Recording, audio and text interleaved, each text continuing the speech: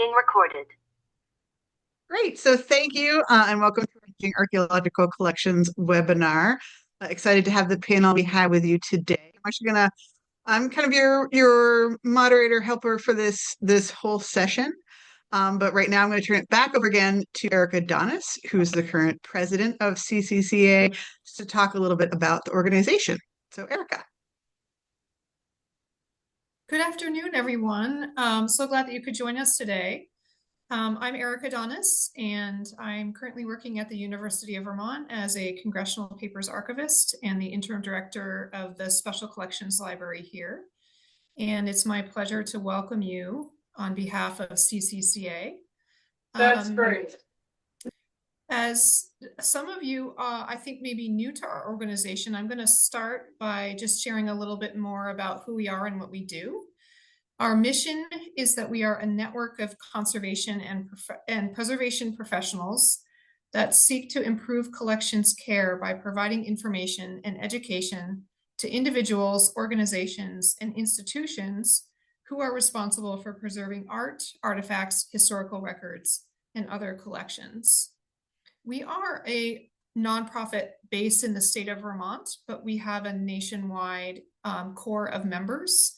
We have both professional affiliate members and emerging professional members, and I invite you to visit our website to learn more about our member benefits and the possibility of becoming a member, and I'll drop that link into the chat momentarily. I did want to just put a teaser out there that we are currently offering a professional development scholarship for emerging professional members of CCCA. And the first deadline this year is coming up on February 15th. There's information on our website about this scholarship program. And I invite you to take a look and see if it's something that you might be interested in exploring membership in order to get access to that scholarship potentially. CCCA offers multiple programs every year, including webinars like this one. Included in your webinar registration for today is the option to attend a follow-up virtual conversation with colleagues with our speakers, which is currently scheduled for next Thursday, January 30th from 12 to 1 p.m. This will be an opportunity for you to pose additional questions that come to mind after our webinar today concludes, or perhaps have a chance to discuss a more in-depth question or topic that arises from today's webinar. And now I'm going to turn things back over to Eileen to kick off the program in earnest. Great. Thank you so much, Erica. And so with that, the first thing I'm going to ask is, Kelly, we have a little quick poll for you guys today, just so that we can learn a little bit more about who you all are. And it's just a question about what types of archaeological collections you have at your institution. So see if we can get that launched.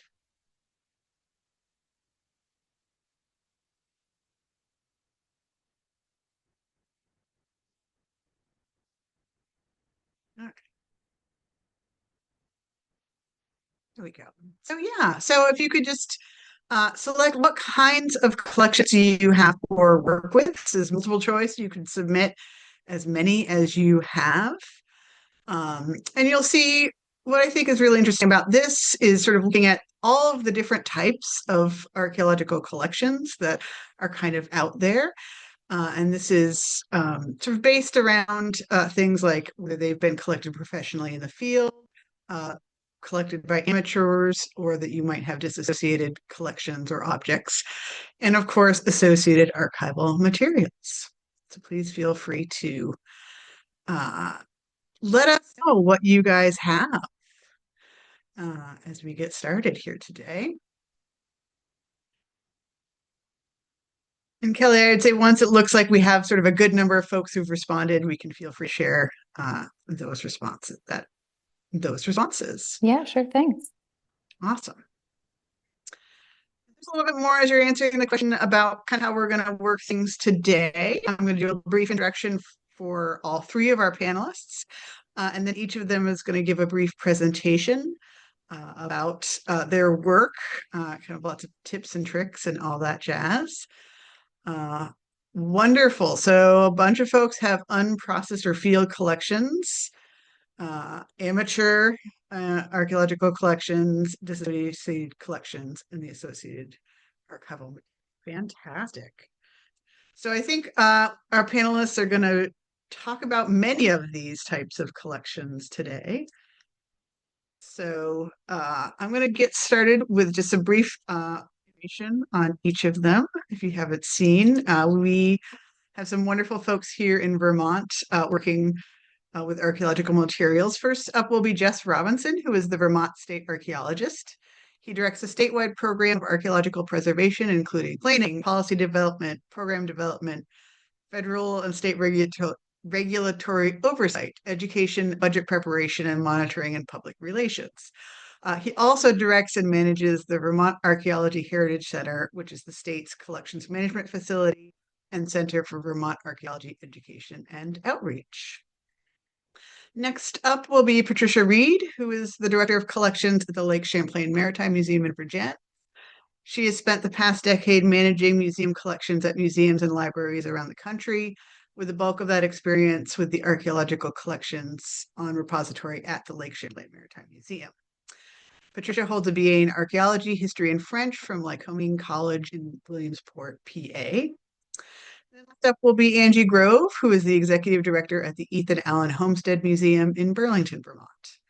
As a public historian, she works to advance the role that historical knowledge plays in forming community and individual identities, and to improve opportunities for people to interact with historical research and hands-on experiences in both indoor and outdoor settings. All right. So sort of a little bit how it goes as each presenter sort of gives their presentation. You can feel free to put questions or sort of thoughts in the chat. Once we're done presenting, we'll take a little time for questions then. And once all three are done, we'll have hopefully plenty of time for questions, discussion, any sort of thoughts that come as we go along. So with that, I am going to turn it over to Jess to start us off. Thanks, Eileen. And it's a pleasure to be here today, and thanks for the invite. Let's see. I guess I am going to choose this screen, maybe. Oh, here we go. Share.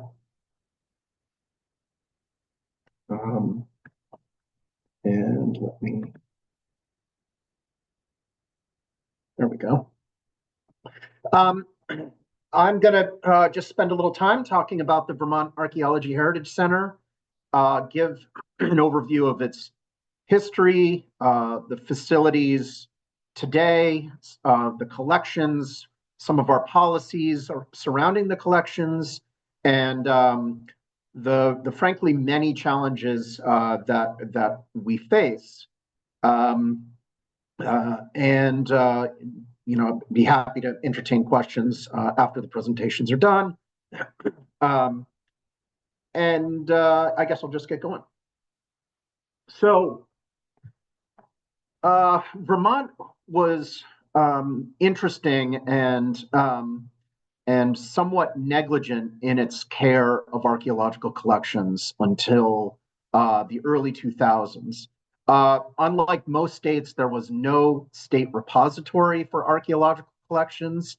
While we had a quite robust set of state and federal laws that would necessitate archaeological review in advance of some developments, including Act 250, Section 106 of the National Historic Preservation Act, Section 248 that governed energy generation and transmission projects, which included solar projects, and then the Vermont Historic Preservation Act 22 VSA, Chapter 14.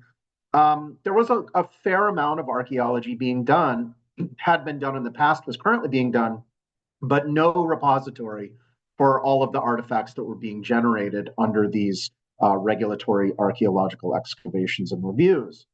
And in the early 2000s, the de facto repositories, which were essentially the consultants doing the work, who would then curate the collections generated from them at their own facilities, or in some cases, the University of Vermont acted as a de facto repository, basically said to the state, my predecessors, we can no longer shoulder the burden of curation of these collections, and it's incumbent upon the state to establish or to take these collections, or we'll be forced to deaccession them.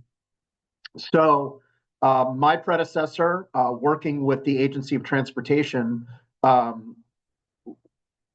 under much of the archaeological work had been done in the past under the auspices of the Agency of Transportation.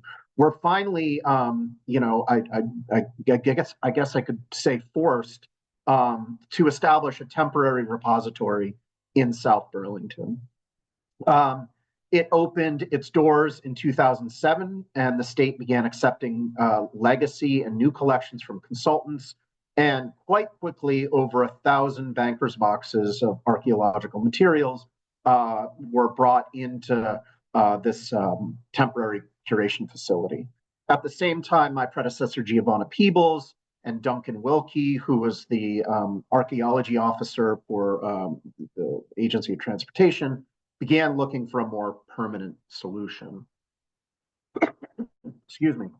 Here's just an image of newly accessioned archaeological collections brought into this interim facility in 2007. We'll get to some of the problems with this shortly.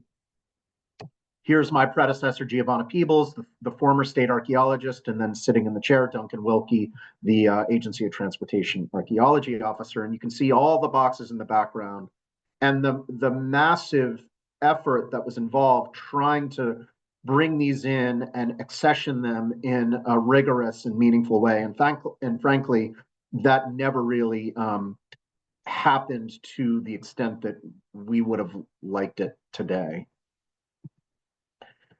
Then in 2012, after negotiations with the legislature and stakeholders and the Vermont Historical Society, we took up residence in 60 Washington Street, alongside the Vermont Historical Society and now the Vermont Department of Libraries, to establish a more permanent home for the Vermont Archaeology Heritage Center. Our mission statement in this permanent facility is as follows: as the publicly funded repository for archaeological collections from federal and state compliance projects and private individuals, the Vermont Archaeology Heritage Center holds its collections in trust for the public. VAHC is committed to enhancing the understanding of Vermont's human past through stewardship, education, research, public outreach, and volunteer programs. So currently, the Vermont Archaeology Heritage Center leases 1,850 square feet of space as part of a memorandum of understanding with the Vermont Historical Society. Its collections, archives, and other associated material are housed in 2 archival rooms that cumulatively measure about 1,500 square feet. It has a HVAC system that is up to code for archaeological collections. 350 square feet or so is the office, research library, and archival storage relating to the acquisition, excavation, and curation of these archaeological collections. I know that the poll was going around previously about the kinds of archaeological collections that are curated at your various repositories.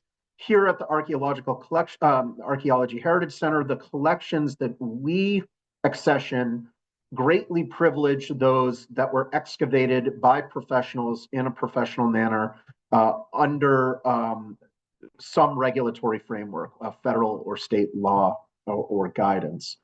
We do curate several large collections by avocational archaeologists or collectors, but in those cases, they were quite well-known collections generated earlier in the 20th century. And critically, they have some amount of documentation about where each artifact was found. They're not just banker's boxes or shoe boxes full of artifacts with no locational or other provenance.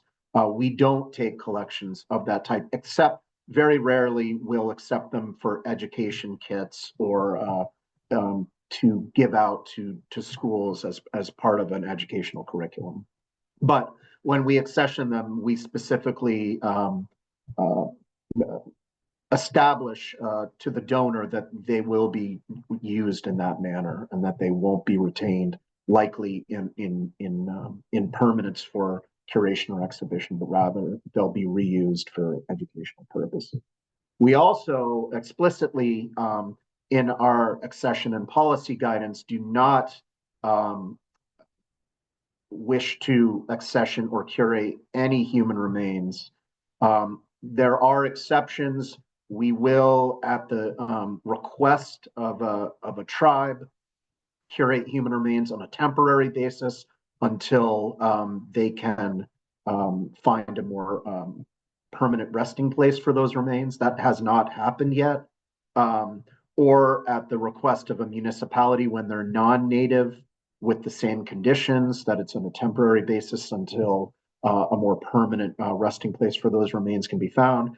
But that hasn't happened either.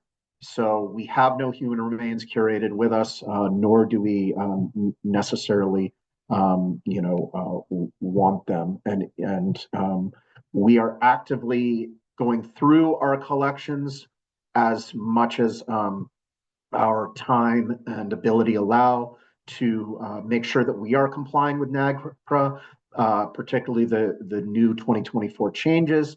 But it is my strong belief that we do not currently curate anything that could be construed as, well, certainly no human remains, nor items in cultural patrimony or associated grave goods. We do have limited exhibit space in the form of display cases and an inset exhibits. They desperately need to be updated. And we have a panel history timeline with which we can bring school groups and other interested individuals around to sort of get a background about the particularly pre-contact archaeology of the state. Here's just a view of one of our curation rooms that I drafted in SketchUp years ago. You can see that at the time, the various shelves and the boxes that they could contain were, many of them say all free, some free. All of these shelves are virtually filled now, and we'll get to that in a minute. Here's just a couple views of the hallways wherein we have some of our exhibits and timelines. The door to the office in one of the curation rooms is in the back. Just a view of some of our not inset but floating display cases. The one on the left was generously donated to us by the Vermont Historical Society some years ago.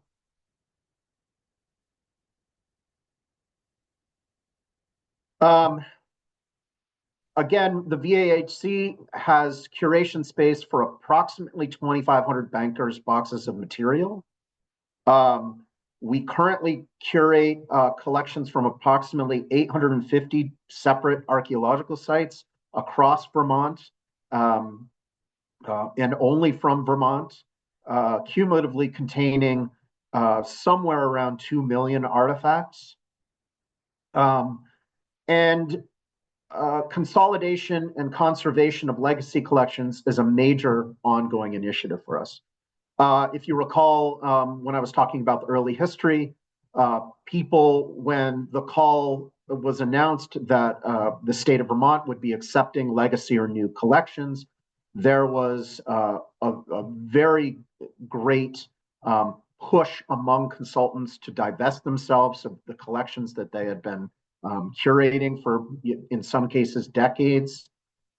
They were brought. There was supposed to be some minimal conservation required of them before they did that.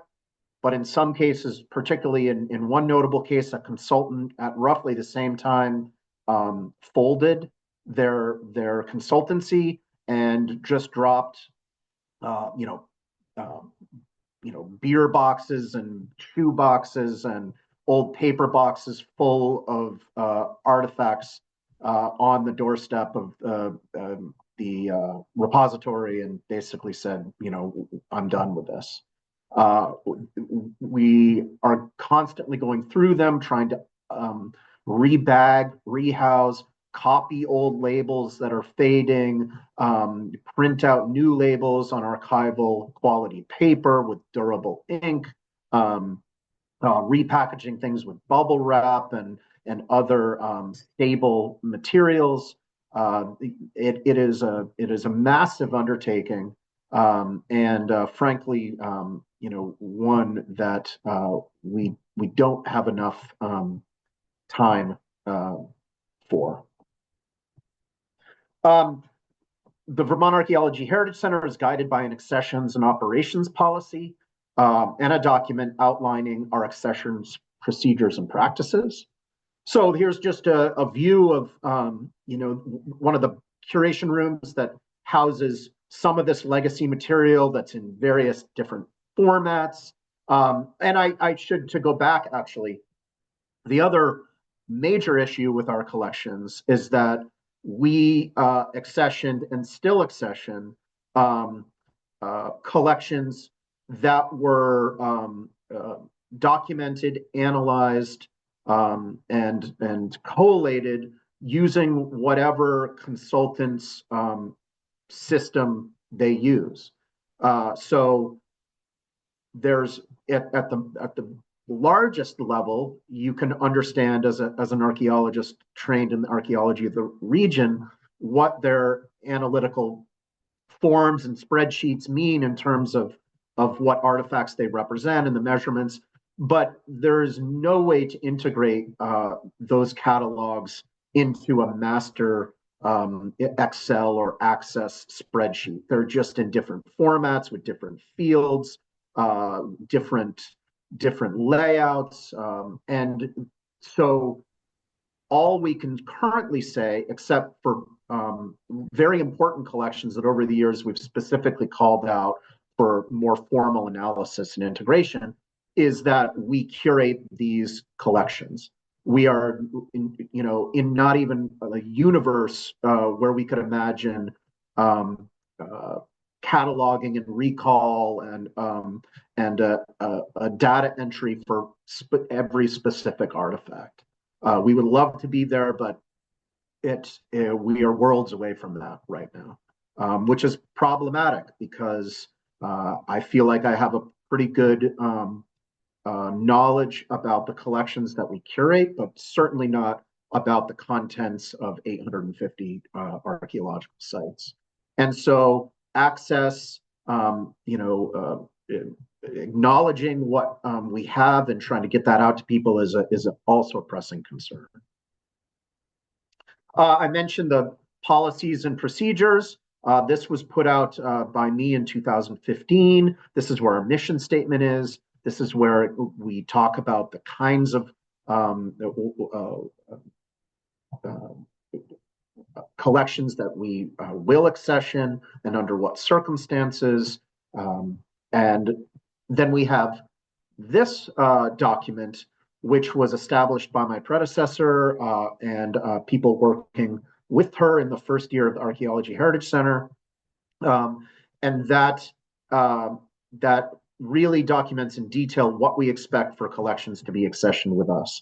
The types of materials and bags that should be that should be used, how things should be packaged, the database that the collections should be entered into, and various other standards to at least make it possible to try to integrate at the collections level the collections we accession into a master database.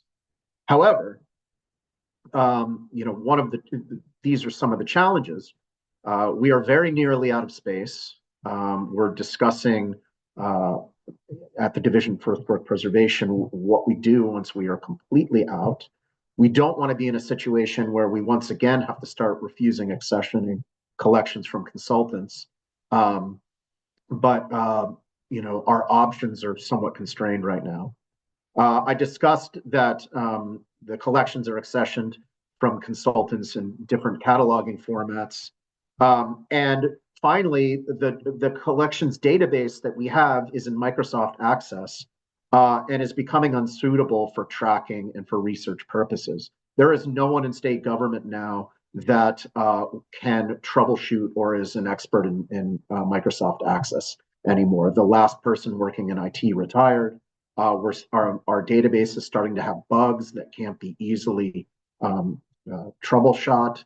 So that's becoming problematic as well. Here's just a snapshot of it.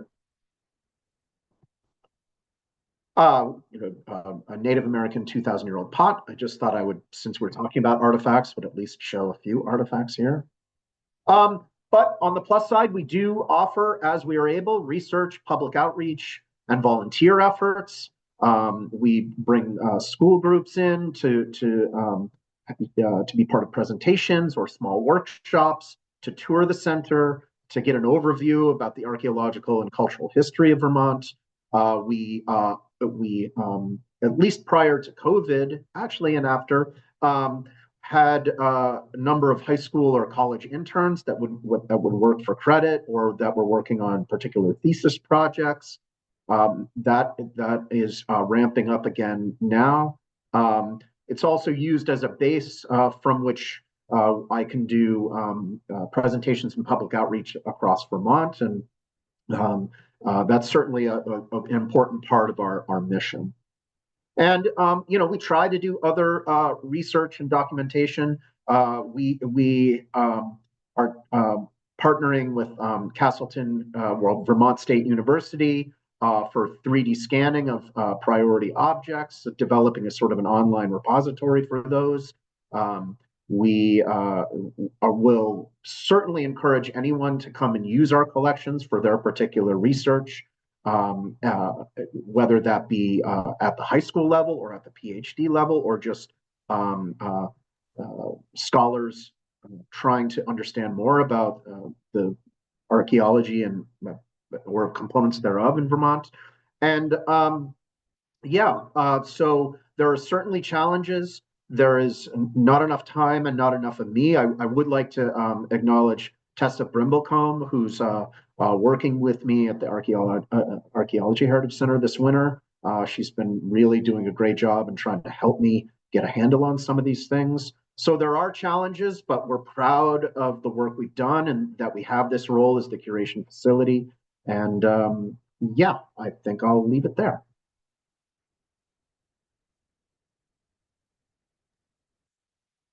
Wonderful. Thank you so much, Jess.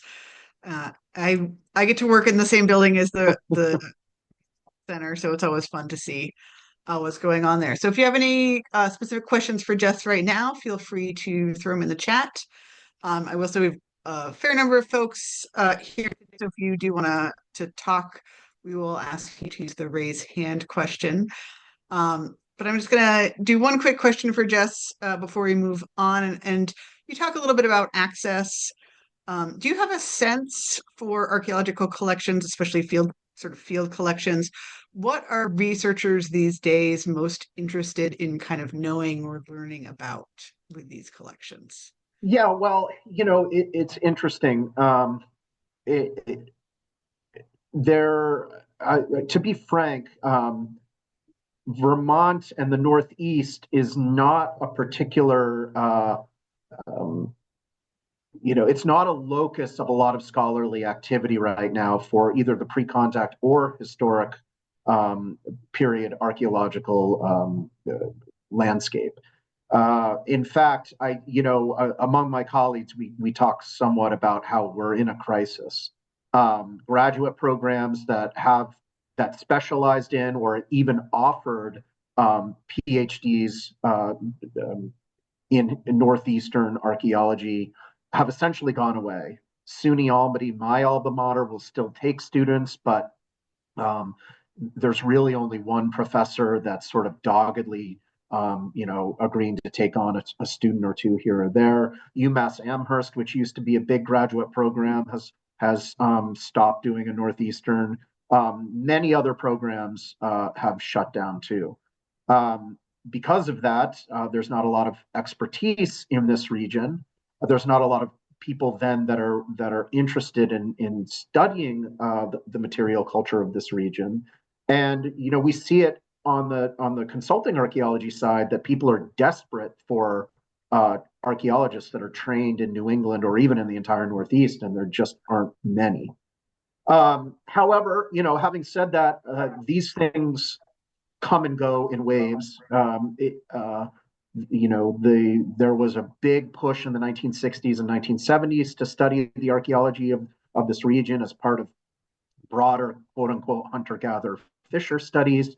Now, the locus of archaeology is kind of shifted to centers of complexity, the Andes and the Amazon and other areas. I have no doubt that it will come back at some point, and our job as curators is to hold these collections for that day, to make them available for those times when they will be, the locus of particular research initiatives. Great. Thank you, Jess. All right. So with that, we're going to move on to Patricia Reed from the Lake Champlain Maritime Museum. Patricia. Hi, everyone. Thanks so much. So I'm going to share my screen, and my presentation is going to be a little bit complicated because I'm going to switch in and out of my PowerPoint. So I just want to make sure you're all seeing the right thing. So if Kelly or Lean or somebody can let me know if it's showing my presentation. We can see it. Yes. Excellent. Thank you. All right. Well, hello. So as I said, yes, my name is Patricia Reed. I'm the Director of Collections at Lake Champlain Maritime Museum. I did join the museum team in 2016 as an intern in our conservation lab, and I studied archaeology in undergrad, so I'm really excited to be joining in on this topic today. So thank you to CCCA for having me. So to give a brief overview of the presentation, I'll start by orienting you all to the museum and our work, and talk a little bit about the challenges and opportunities around our archaeological collections management here. We are working really hard to make all of our collections as accessible as we can to the public and researchers, so I will talk about how we've been doing that in terms of best practices for policies and protocols and data management. And then, like I said, I'll stop sharing for a moment and take you into the back end of our collections management database, which is called Catalog It, to show you how all those policies and protocols work in practice. And then I will wrap up with a couple of practical tips for ways that you can store, care, and use your archaeological collections at your organizations. So a little bit about the museum. Lake Champlain Maritime Museum is a history, ecology, and archaeology museum located in rural Virgins, Vermont. And for the Vermont people on the call, that's about an hour south of Burlington in Addison County. We are open to the public from May to October with free admission, and all of our programs are offered on a pay-what-you-can basis. So if you haven't been here, I really encourage you to come visit us. All of our work is dedicated to preserving and sharing the cultural and natural history of Lake Champlain, as you can see by our mission and vision here on the screen. One thing that I think is really interesting about our museum is that we have kind of three distinct branches. So in addition to being a traditional museum with exhibits and programs, we also have a boat building and rowing educational program for teens. And then we're also home to a team of world-renowned underwater archaeologists who are doing active research on the underwater cultural resources at the bottom of the lake. And those archaeologists also generate our archaeological collections, which encompass about 70% of what we have here. So here at the museum, we care for thousands of items in a variety of formats. We have materials that cover the scope of maritime history of the Champlain Valley from the pre-contact period through the present recreational kind of era of the lake's history. An interesting point about our collections is that most of these are not owned by us, but rather are on a repository here from other organizations. So artifacts recovered from sites dating to the American Revolution on the lake, as well as military engagements from the French and Indian War and the War of 1812, are the property of the Navy, and we manage those materials on their behalf. And then the artifacts that we have from the commercial area of the lake's history, largely from canal boat and steamboat sites, are owned by the state of Vermont, and we manage those collections on their behalf as well. So a little bit more about archaeology here. The Maritime Museum was founded in 1985, and its predecessor organization, the Champlain Maritime Society, also had an archaeological focus.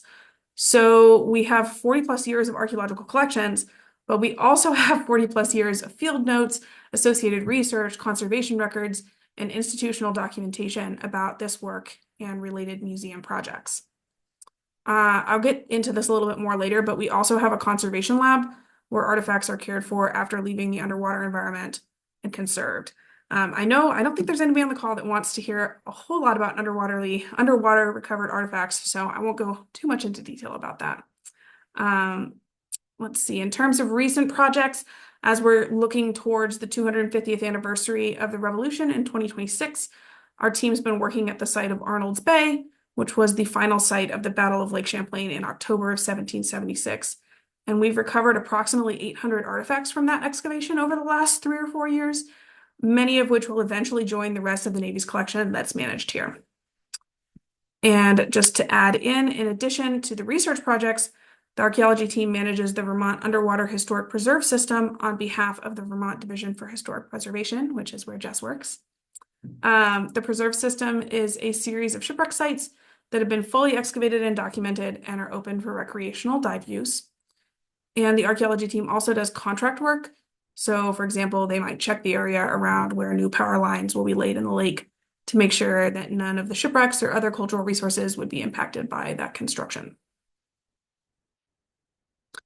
Okay, so if we're doing that much work with all these different archaeological projects, there's got to be some problems, and trust me, there are some problems. First of all, archaeologists use different numbering systems than collections professionals. And then in addition to that, museum projects have used different numbering systems over the years here.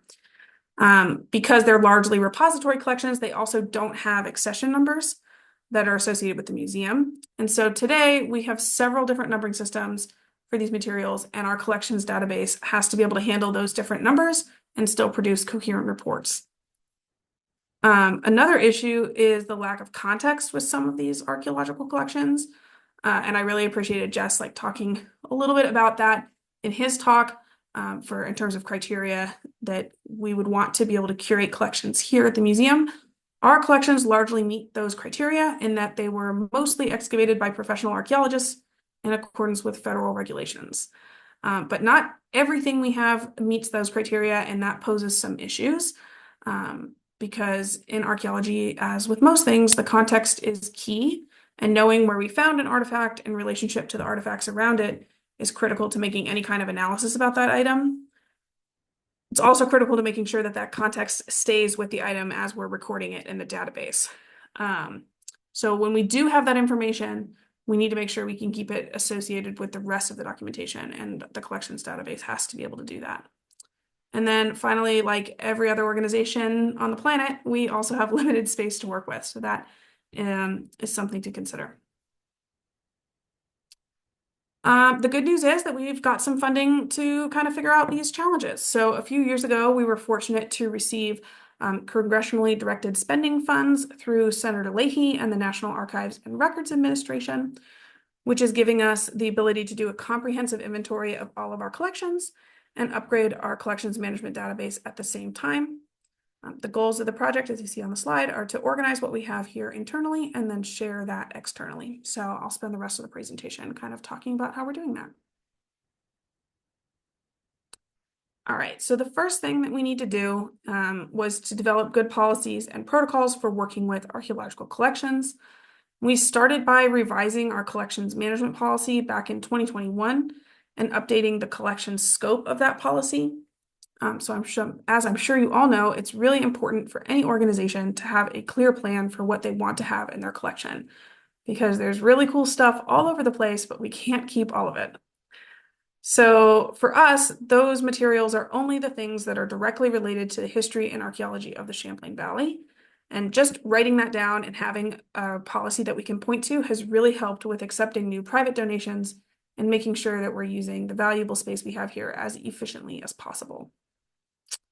We also created an institutional records policy, which has been very helpful as we weed through and cull the last 40 years of record keeping at the museum. And as I mentioned, there are a lot of records. We're almost done with that process now, and it's a lot easier to find older records about museum projects. We also just have a lot more space to work with, which is great. All right, I mentioned earlier that we have a new collections management database, which is called Catalogit, and I'm going to stop sharing in a minute to show you that.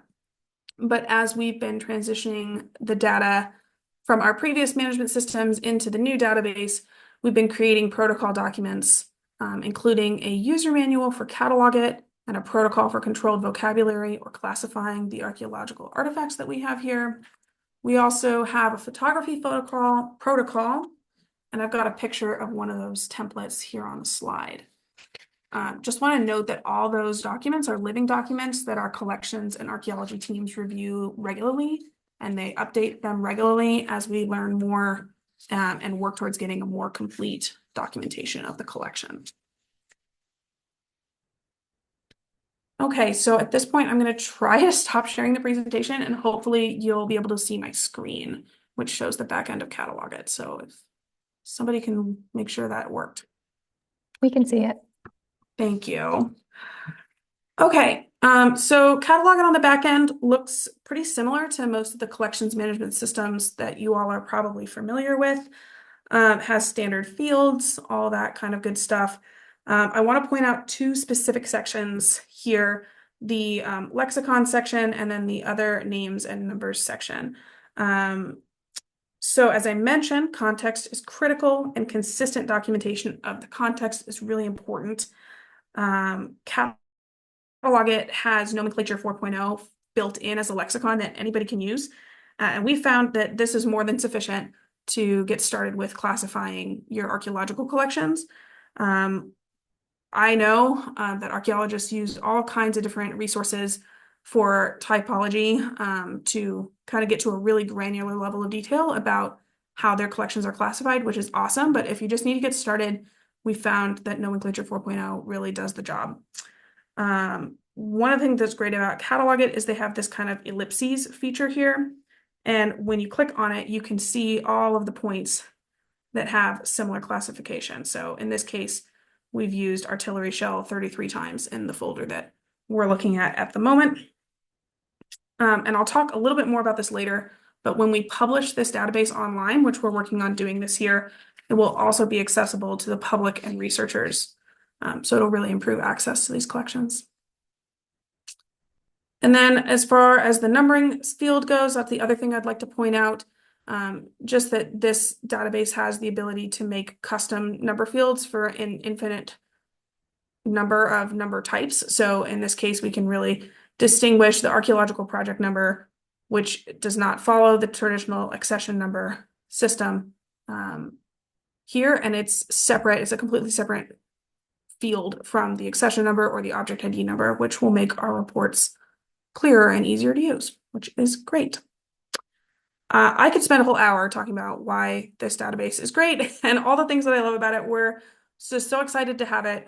We were using Past Perfect for years, which was, a fantastic system in the day, and I think it can still be used wonderfully now, but especially for our archaeological collections and for kind of this special customization that we need to do here at the museum, we found this database to be really wonderful. So I'm gonna switch back to the PowerPoint. Now I'm almost confident that worked, so I'll just keep going. All right, so to switch into some practical tips for storage of your archaeological collections. We were extremely fortunate through the NARA grant that I mentioned earlier to be able to purchase some brand new archival quality metal shelving units, which my coworker Sarah is so enthusiastically showing off there in the photo on the left. But I don't want you to think you have to have top of the line shelving to make this stuff work. We've been storing our collections in boxes on wooden shelves for years. You see that there in the photo. We've been doing, standard collections management practice, keeping like items with like items, and that's been just fine for the long-term preservation of these materials.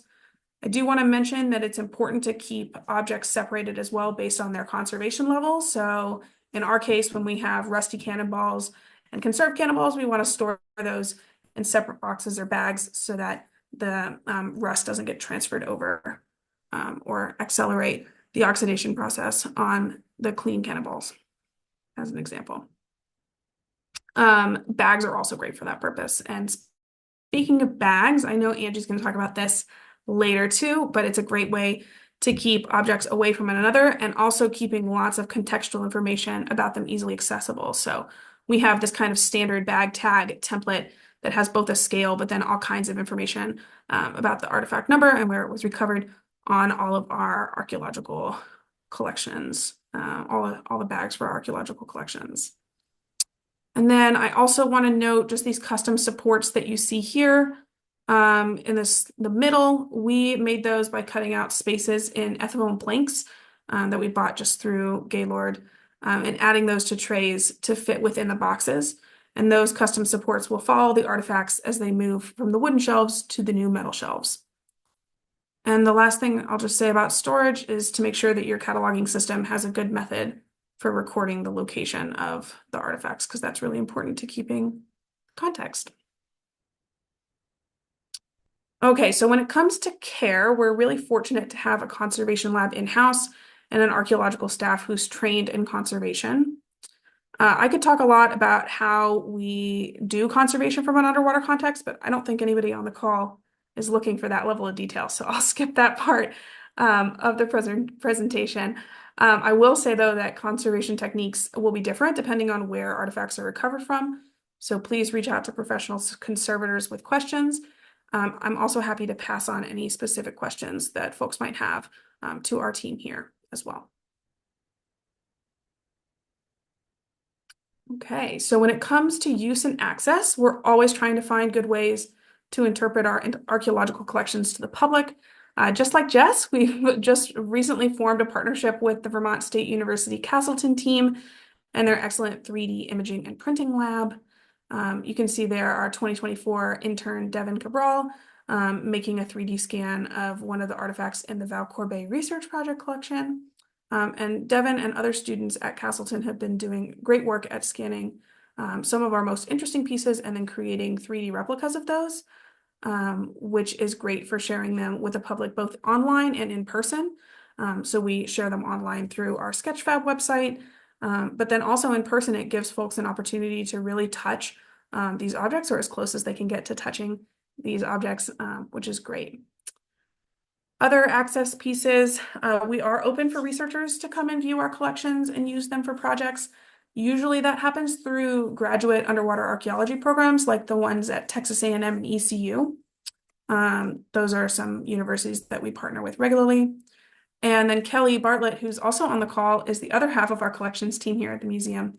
And together we do a regular program that we call Collections Corner during our open season, which is an opportunity to take pieces that aren't currently on display out of storage and into public view. And it's a great way to keep getting these collections out in front of our visitors. So I could talk at length about that as well. And then finally, as I've mentioned several times, we're working to publish our catalog database online. So one of the great features of this system is an API plugin that will allow us to share the database through our WordPress website. So we'll be doing that over the course of 2025. We've been adding the data in, and now we're going to post it online for folks to look at. So I really encourage you to check that out as we roll that process out here through 2025. And that, I think, is my presentation. So I hope that I've given you some ways to apply this work to your own organizations, and look forward to chatting with you at the conversations with colleagues. Thanks, everyone. Great. Wonderful. Thanks so much, Patricia. And again, if you have any direct for Patricia right now, feel free to put them in the chat. I think, Patricia, one kind of question I have as you're talking through some of your things, what would you say for folks in terms of conservation and care that might be one difference that you could see from archaeological collections versus non-archaeological archaeological collections and kind of like what should organizations maybe be aware of when they're sort of trying to care for those kinds of materials? Well, I focus specifically on the conservation lab piece because that's really what I know the most about. I can really speak towards when you find objects from an underwater context and the work that you need to do to get them ready to be stored. So I'd imagine that from terrestrial sites as well, there's obviously a great deal of conservation that would need to go into that work before you're ready to, for example, put them on display or store them with other pieces that maybe haven't been in the ground for hundreds of years. So I don't know that I would have anything really specific to say about terrestrial archaeology, but definitely looking for resources specific to terrestrial sites might be more applicable for this group. Just a quick note in the chat, I did put in a couple links. The first was from Jess's presentation, just a link to the website for the center, which includes his documents related to collections. And then I just put in a link to the Sketchhab site for the Vermont State University Castleton program with the 3D collections, which is great fun to check out no matter what you're going with. So I don't see any questions right now. So we're going to go with our third panelist, which is Angie Grove from the Ethan Allen Homestead Museum. Angie. Thanks, Eileen. And thank you, Jess and Patricia, for your presentations as well. Jess and Patricia are two of the many people that I have consulted in my project because I did not study archaeology, unlike those two. And yet I found myself in charge of an archaeological collection. So in my presentation today, I'm going to basically tell you the story from beginning to end and it's not done yet. So the story will only get about 2/3 of the way through, and then we'll get up to today of what I did when I found a bunch of archaeological artifacts in the attic of my museum. So if any of you work for a small museum or a small like town historical society, you might relate to this story. So I'm going to tell you step by step what I've done and what I'm planning on doing next. And I'm happy to answer questions at the end of the presentation as well. So I'm going to share my screen. And okay. So hopefully you can all see the presentation, which I have titled No Money, No Experience, No Problem. I'm going to tell you what to do anyway. So this is basically a case study or a story of one small nonprofit museum's work on an archaeological project. So we'll start with me. I am the director at the Ethan Allen Homestead Museum. I identify as a historian and an adventurer. I like being outdoors. I like having adventures in history as well. So the picture on the left there is actually an archaeological dig I participated in just for fun one summer in England. I'm holding a medieval piece of pottery I just found. But that I'm not an archaeologist. I paid for the experience. I had a vacation to do archaeology, basically. So a very brief experience with archaeology. And the picture on the right is me hiking on the Long Trail here in Vermont. And I came to the Ethan Allen Homestead Museum as the director in 2022, so very recently.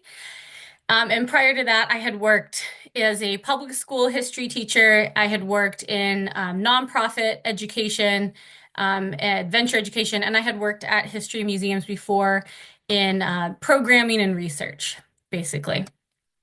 So we'll get started with what happened once I started at the Ethan Allen Homestead Museum. Okay, step one of what started was about 4 or 5 months into the job, I discovered that we had an attic. I didn't know that we had an attic. So I went up and looked at what was in the attic, and I found a ton of boxes under a tarp. And I lifted the tarp up, and I saw on the side of the first box that I saw the word archaeology. And I thought, these better not be artifacts.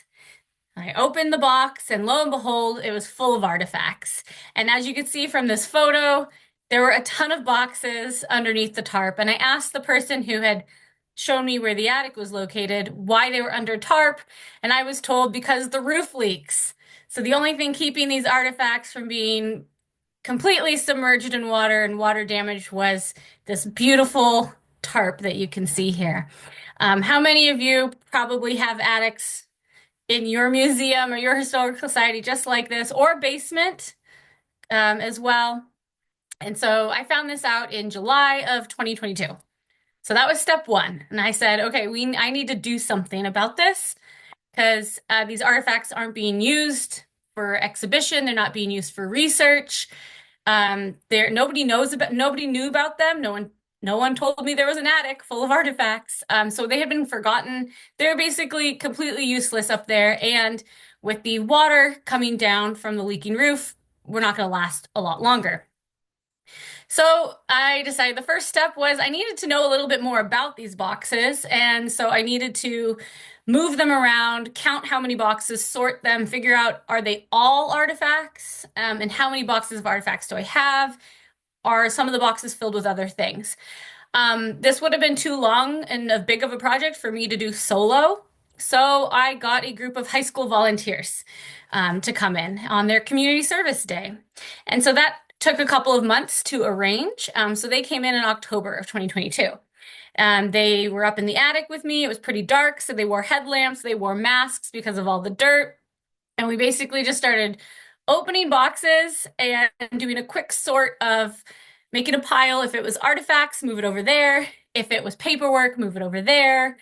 And then there were a couple other categories, such as like costumes and other programming material that we moved into other piles.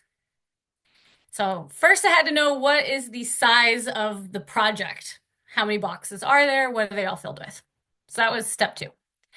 In that step, we found things other than artifacts, and this was great. We found that we had about 5 boxes full of archival papers that all talked about archaeology. So we could presume they were related to the same dig that these artifacts came from.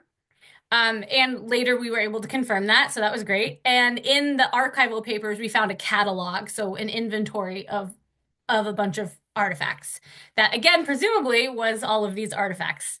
And overall, we had about 70 boxes worth of artifacts. And you could see from this photo, a lot of them were in those archival boxes, but there were some in milk crates and some in cardboard boxes as well, and a few larger pieces that were just hanging out by themselves outside. If we had not found the archival material, this project would have gone in a very different direction because we wouldn't have been able to know anything about this collection. But because we were able to find paperwork related to this collection, I was able to then move on to the next steps. So the next step was go talk to people who knew what they were talking about, because I was not an expert in any way in any of this. I had no experience managing artifact collections of any kind prior to this job. And so I had to start from scratch. So I joined the CCCA, who was hosting this webinar. I attended webinars, I went to conferences and read things online, but most importantly, I made connections with people in the field who knew what they were talking about. The 2 most important people who've been helping with this project, first up is Niels Reinhardt, photo on the left. He's holding a broom in front of the Allen House, which is part of my museum. He's there on a volunteer day doing the end of the season cleanup of the house. And then Jess Robinson, who's on the right in the photo and who's also on this call and presented earlier. Jess Robinson, as you know, is the director of the Vermont Archaeological Heritage Center, and Niels Reinhardt is an archaeologist or former archaeologist with the Vermont State Parks and Rec. He's basically a paper pusher these days, sitting behind a desk, but he knows what he's talking about still. And so Niels and Jess were able to sit down with me many times, answer a lot of emails and phone calls, and give advice about what to do next. Niels became and still is the lead volunteer on this project and has been helping me out every step of the way, shows up at a lot of the volunteer days that I'll be talking about in a minute. And Jess has given us really the guidelines by which to follow for the next steps in the project.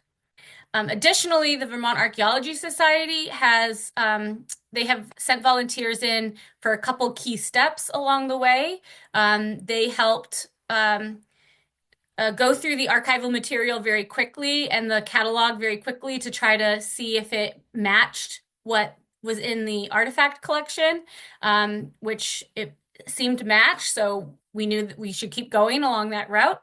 And right now they are sending volunteers to my museum twice a month to help bag the artifacts, which is one of the steps I'll be getting to in a minute. So in the expert consultation from Jess, this is the document that has been the most important for me. And if you currently are managing, or you are supposed to be managing, a collection of artifacts that came from an archaeological dig, this is the document you need to check out. So you should really quickly be writing down the name of this document and putting it into Google.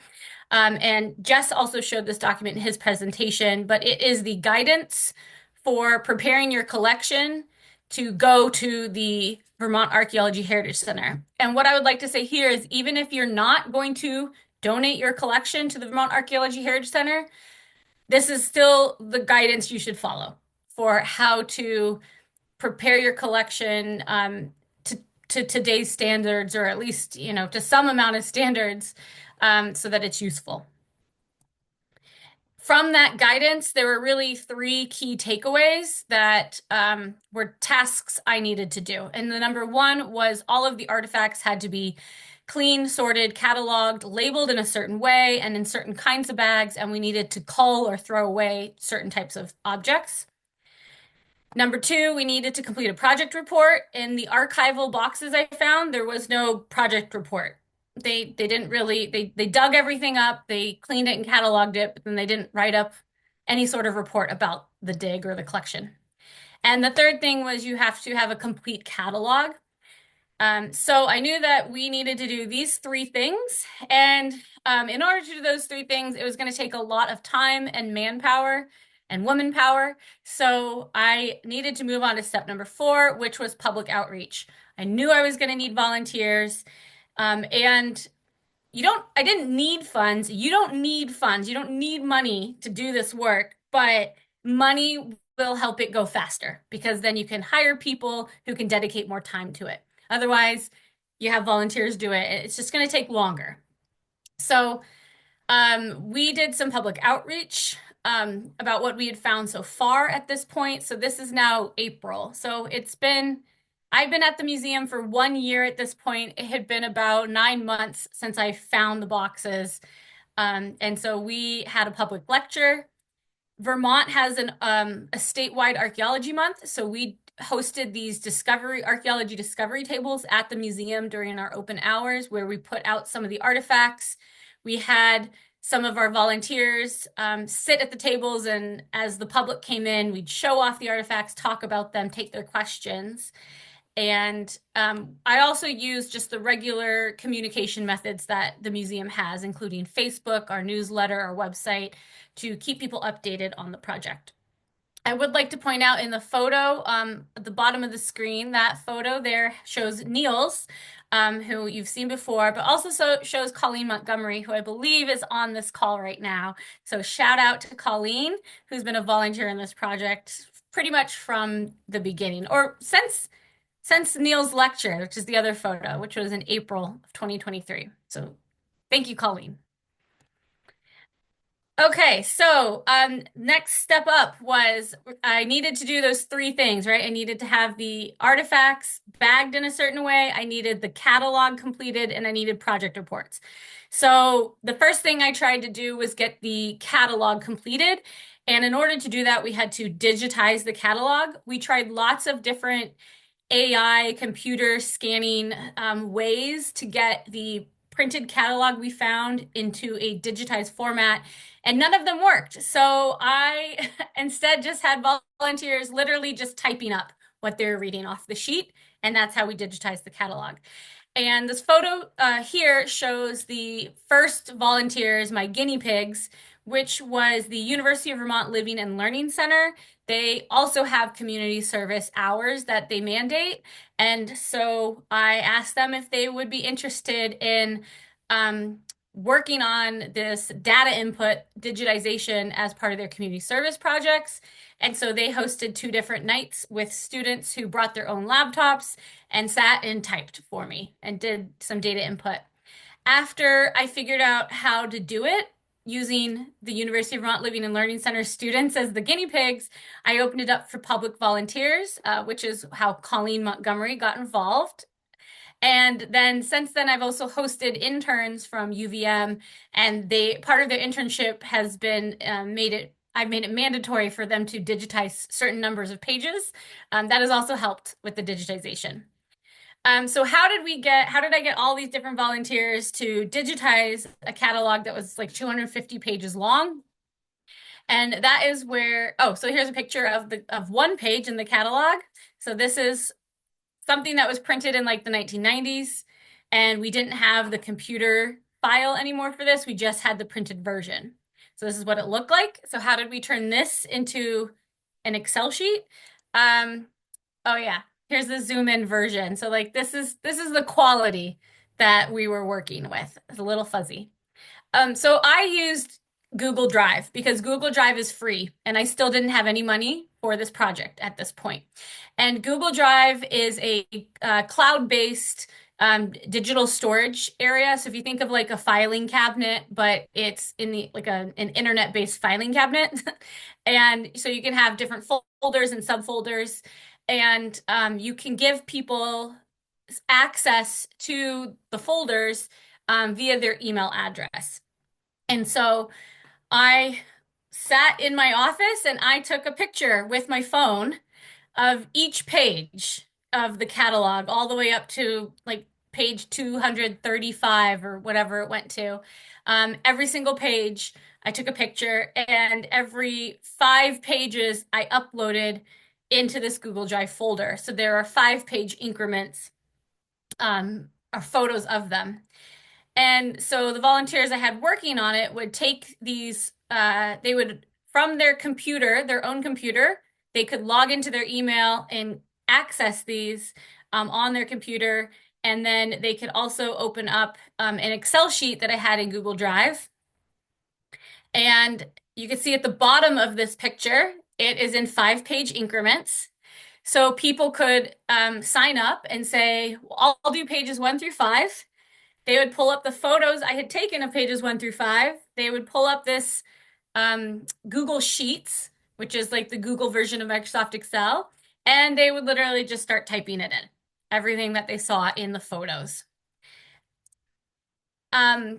So through here on the left, you can see how you can share in the files with different people. So I could share the photos with people via their email address. I could share the Google Excel sheet, the Google Sheet through this. You can see it says the Ethan Allen Humson Museum is the owner. And then for other emails, for example, ahance1@gmail.com, they have viewing access. But if you click on where it says viewer and it has the little arrow, if you click on the arrow, you can change it to editing access. So then you can give anyone access to type on this file. But you could also take away their access. So when I had volunteers, like say, for example, an intern who was there for 1 semester, I'd give them editing access. And when their internship was over, I could either remove their access or I could change them to viewing access only. So this is still how I was able to kind of control who was typing what.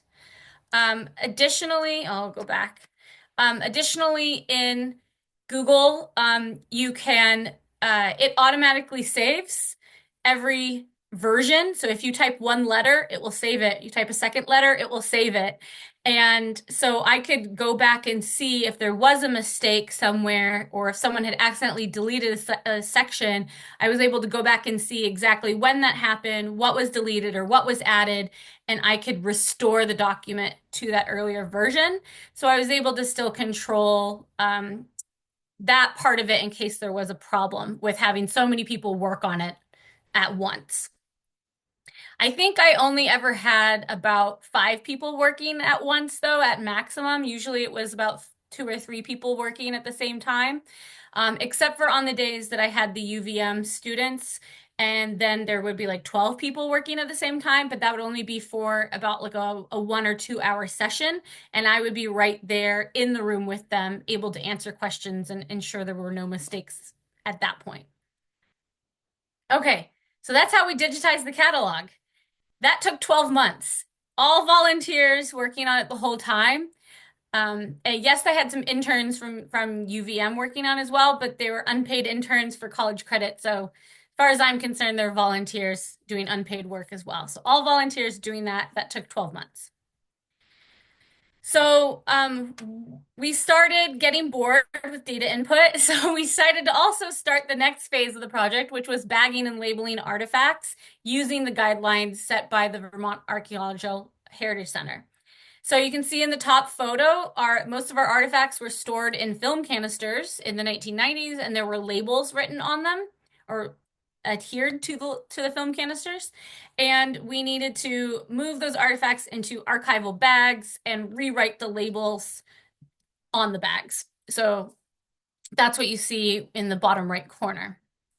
This work was also done by public volunteers. So we started with just the volunteers who'd been doing the data input. So we could really control the process of what was getting done and how it was getting done. Eventually, I had UVM interns who I was able to assign them to do some of this work. And recently, we've been opening it up to more groups. As long as the group is of a certain smaller size, it could take 1 or 2 people like me who has been working with the project for a long time, who knows the project, who can supervise, because we found that this stage of the project really is just about rewriting the label and pouring the artifact into the bag. So we started with a very limited group of people that we trusted to work on this, and then we realized we can open this up to larger groups of volunteers. So we have had school groups who've come for field trips and they wanted a community service aspect to their field trip. So they have sat down and I've instructed them on this project and they've bagged artifacts for me.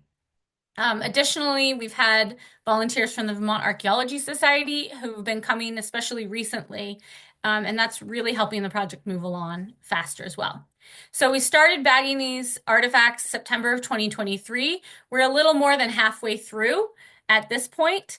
So as you can see, that's gone on for more than a year, and that has also all been done just by volunteers. So here's some photos of some of those volunteers. There's some high school students at the top, and at the bottom, those are some of just volunteers for the museum that enjoy. And if you look closely, you can see Colleen Montgomery twice as well in the photos. Okay, so the last thing that the Archaeology Heritage Center asked us to make sure we did was to have an updated catalog. So this is finally where I did get some funding to do this. However, I don't want to discourage you if you aren't able to get funding. We would have done this whether or not we had funding. I would have just had volunteers do it and it would have taken a lot longer. But instead, I was able to get some funding from Vermont Humanities. And so it took about 6 months and took 3 people working part-time to take the artifacts and actually match them up one by one in the catalog.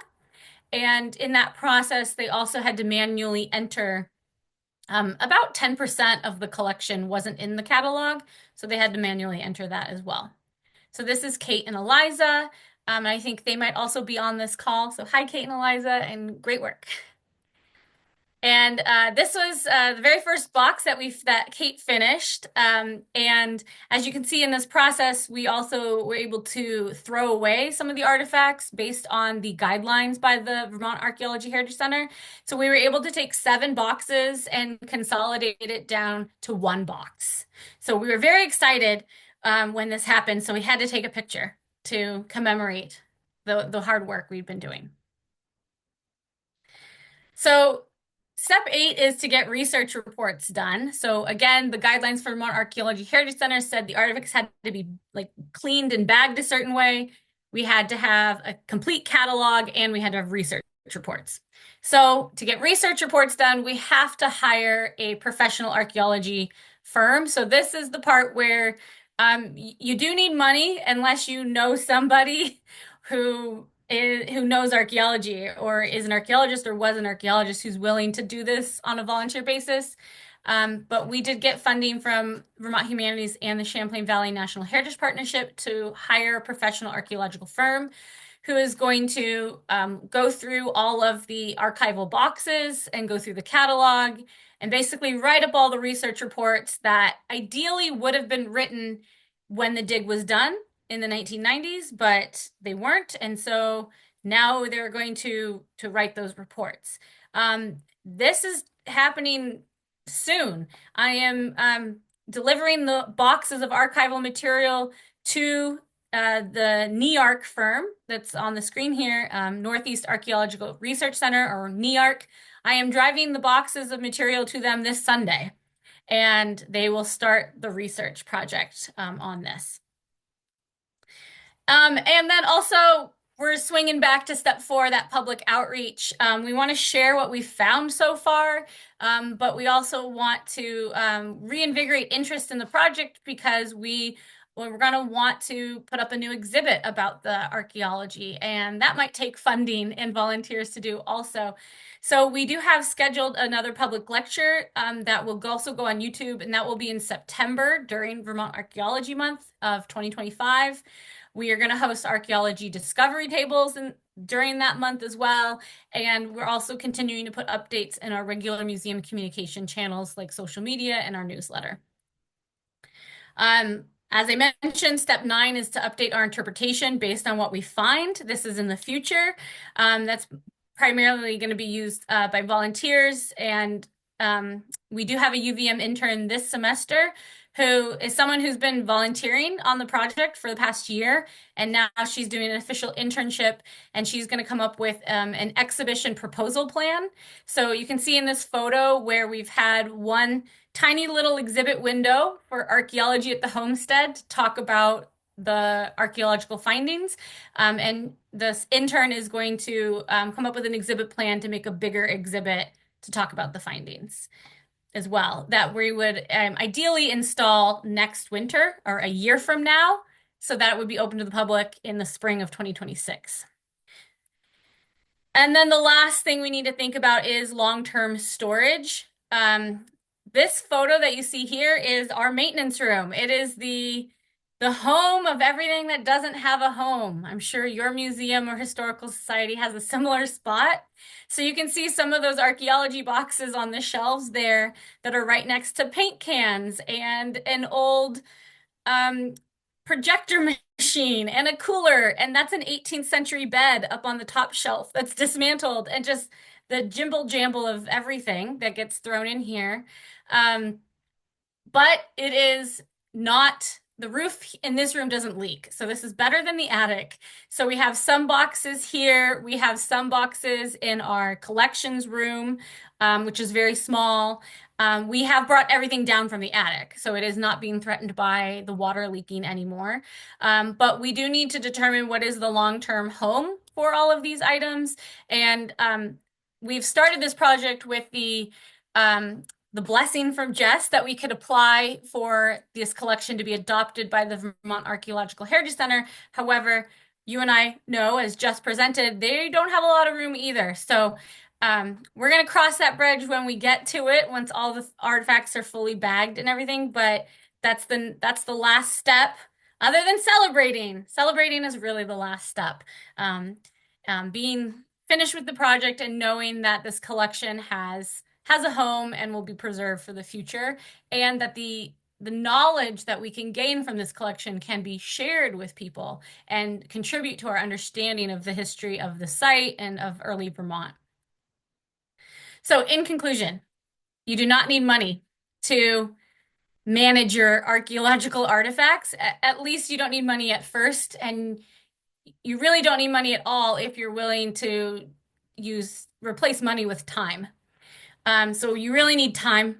You need volunteers. I really recommend some kind of cloud-based or internet-based document sharing, such as Google Drive, which is free. And you need public outreach so that you can get volunteers and potentially money in the future as well. Okay, that's the end of my presentation. Great. Thank you so much, Angie. And again, if you have any questions, feel free to put them in the chat or raise your hand. But we do have one, Angie, for you about how you chose which organization to work with for the reports, so that you're working with NEFARC or whatever. How did you find them or choose them? Yes, that's a good question, Louise. Thanks for asking. We put out an RFP, a request for proposals. So we wrote up an RFP and we published it on our website and sent it to archaeological firms that we knew about as well. In fact, we sent one to Patricia Reed to see if her archaeology firm was interested, but it wasn't underwater archaeology, so I understand. And UVM Consulting Archaeology Program got, connection. They helped pass it on. And so basically there was a deadline for firms, different archaeology firms, to submit their proposal. And then we met and discussed with two of them after receiving their proposals, clarified a few questions because all the proposals came in with like a bigger project than what we needed and therefore a more costly project than what we could afford. And so we met with them and then picked the one that I think shared. New York had more of the same vision that we had for the interpretation side of the research, and they came in with the lowest bid. And that's how we chose them. Thanks, Angie. And then a follow-up question for Jess. The guidance for your transferring collections to the Heritage Center, the version online says it's a 2013 working draft. Is that okay to use, or do you have a new that is version? I probably need to just take off that language. I forgot that working draft was even on there because I don't look at it very much. But it was really just a working draft because it meant to be vetted by various stakeholders. But I don't think anyone ever offered any advice or criticism back. So it's really the final. Although I will say we are working on a major update, largely based upon what software we will ultimately use in the future. Because as I mentioned, access is becoming increasingly unstable and unsupportable. So we will be changing that at some point. Past perfect isn't really suitable for our purposes, so we're trying to figure that out. Yeah. Okay, so go ahead. Again, the link I shared, or if you Google the Archaeology Heritage Center, you can find those documents on their website. So we have a few more minutes for. So again, feel free to chat or raise your hand, but also just a reminder that we do have our conversation with colleagues next week as well. So if you think of questions that you didn't ask today, or sort of resources or anything else you wanted to share or just chat about, it'll be a bit more informal, a bit more dialogue based next week. So we would love to have everybody who can come back and continue the conversations about that. I think I don't see any other questions, but I think one for me, and this is for any or all of you, one of the things that sort of strikes me about everything that you guys have talked about is just how information heavy archaeology collections are and how information is. Are there any sort of tips or sort of opportunities for folks who may not be kind of aware of archaeological collections information about how they can both interpret it or sort of know what it means or know to get that kind of resource information? I mean, I would just say archaeology is an extremely information and data rich discipline. And part of that is the ethical responsibility archaeologists have to document as much as we can during the process of excavation, because excavation is a destructive practice. Normally, we do that in the regulatory realm because the archaeological site will be destroyed anyway through development. But still, there's an ethical responsibility to, as efficiently and quickly as possible, document as carefully as you can what you're doing, how you're doing it, where the artifacts were in in space, and then on the analysis side, again, as efficiently as possible, document much as you can about the artifacts. So that generates a lot of ancillary, tables of measurements, lots of photographs, maps, interpretive things like geospatial analysis. And then all of that has to be then curated. We have now basically gone all digital. We're fortunate that the state has cloud computing and redundant backup systems. And so now we are asking that everything be submitted digitally. And unfortunately, and many people, including myself, are not that happy about it. One of the space-saving measures we are undertaking is all of our document boxes that have, the old paper files and the final reports and the catalogs. We are scanning those and then keeping one master copy of the final report, but otherwise getting rid of them as a space-saving exercise. I don't like it, but it not only is it space-saving, but it actually facilitates better sharing and research across the web. So that's how we are handling that. Great. Thanks, Jess. I'd like to add on to what Jess was saying about the importance of data in archaeology.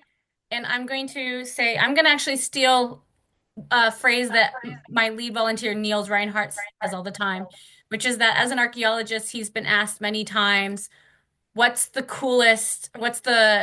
neatest thing you've ever found? What's the coolest thing you ever found in archaeology? And his answer is a completed catalog. Not an artifact. Like, the artifacts themselves have almost no useful information to some extent, but what the useful information is the data. It's the context of the individual artifacts next to each other and the context of what depth they were found in relation to other locations. But it's really data-based, as Jess said. And so having all the data from all the artifacts is way cooler than having one cool artifact.